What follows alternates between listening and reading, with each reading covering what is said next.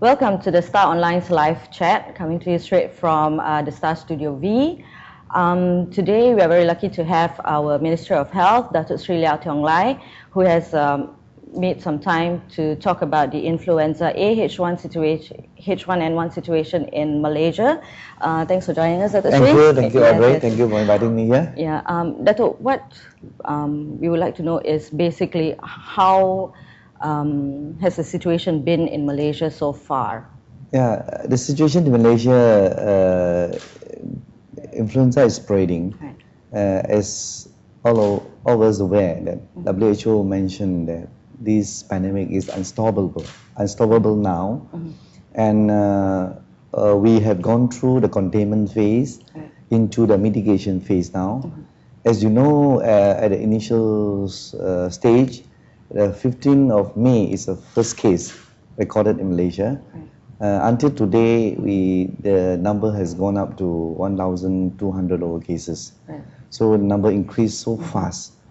Then we have to go into mitigation phase.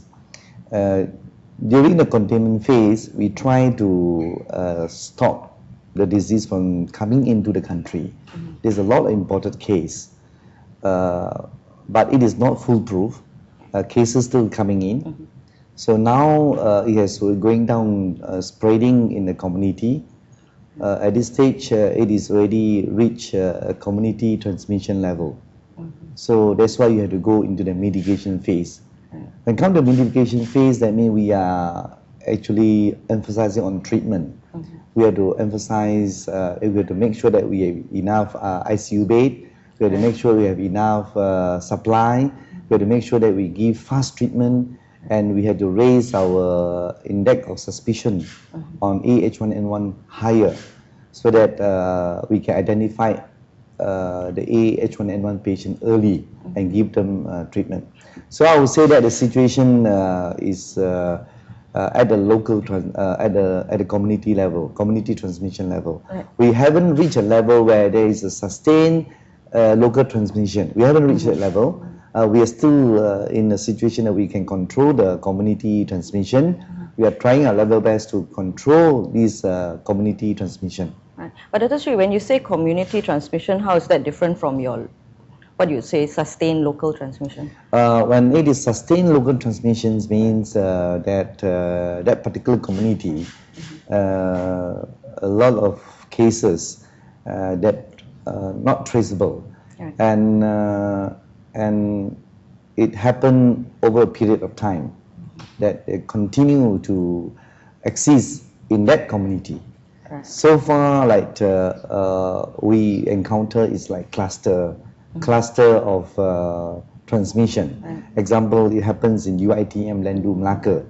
So we contain the situation. We quarantine some of the students, and after 7 days, when the student recovered, then we found there's no more local transmission. So that is called, that is community transmission, but that is no sustained local transmission. But Datuk, I'm just wondering now, is the government planning to modify its preparedness plan or come up with new strategies to actually make sure that it stays as far away as possible? Yeah, government has put in place this National Pandemic Preparedness Plan since 2005, 2006. We go into a lot of training back in 2007, 2008. So this pandemic come in at this moment. Actually, our ministry is quite prepared, and we have mobilized all our staff to be on high alert. What we do in this preparedness plan is that first we have this structural response. We set up this, we call it national level committee, interministerial committee, technical committee. Then we have operation room at all the states. This is called structural response. We respond very fast in the first time we respond, and all in operation. We have the manpower train everybody. Then the second is the medical response. We make sure that our medical response is fast enough, that we make sure that we have our stockpile, our medicine is enough, sufficient, and our doctors are alert. They are able to handle the H1N1 patient. Is a medical response. The third is what we call the social. Health. We call it the public health. Public health response. Public health response means we have to this is a communicable disease, so our surveillance must be strong. We should be able to detect our patient early. We should be able to give response to the public early. This is call it the public health response. Is very, very important. We have also put that in place. The fourth response is the lab response. Our laboratory must be enough, must be able to handle the number of tests. We should be able to investigate whether the virus go into mutation, whether the virus become more resistant to certain drug, or whether the virus immune or resistance to the antiviral drug they will give now. You see, over the time, this virus may mutate. So our lab should be able to detect all this. So the lab response must be in place to handle all this thing. The fourth response is the social social response. I mean the public response. The public participation. The public must take ownership of the pandemic. Everybody must be responsible to the situation now. So what we're doing now is to go through a lot of campaign. We need the media to come in and help us. We engage media, we engage the NGO, we organize more forum, we organize a lot of activities and campaign to get the public understand the situation and understand how to prevent the spread of influenza A H1N1. So the social response is very, very important. The last response is the risk communication.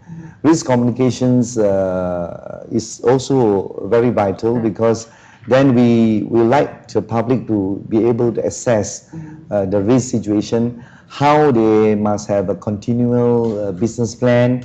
Every agencies, every business sectors,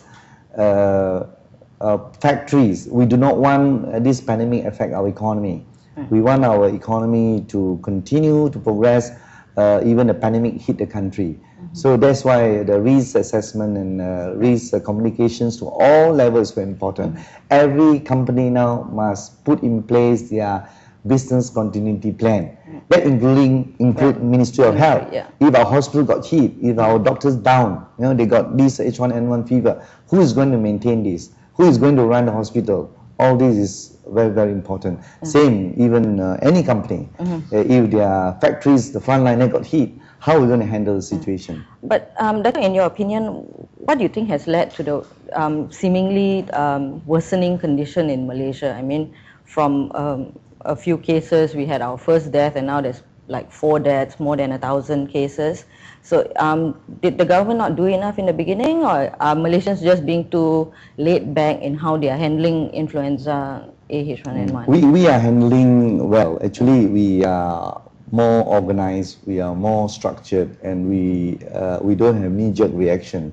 In fact, our response is all well planned.